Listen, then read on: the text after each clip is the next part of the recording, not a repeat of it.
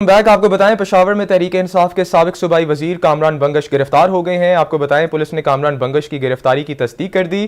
Kamran Bangash police को 9 मई के वाकयात में मतलूब थे। कामरान बंगश के खिलाफ 9 मई वाकयात के मुतअद्दिद मुकदमात दर्ज हैं। मजीद तफसीलात जान लेते हैं ब्यूरो चीफ पेशावर मोहम्मद नईम से। मोहम्मद नईम, बताइएगा।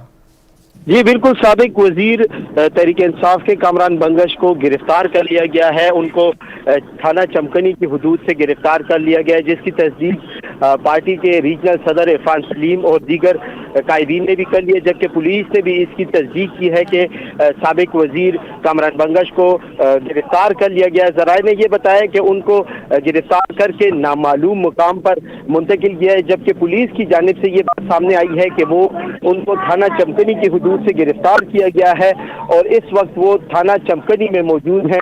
पुलिस का कहना है कि उनको 9 मई के वाकयात में उनके खिलाफ FIR दर्ज थी, जिसमें उनकी गिरफ्तारी अमल में लाई गई है। जी बहुत शुक्रिया मोहम्मद नईम, तफसीलात से आगाह करने के लिए।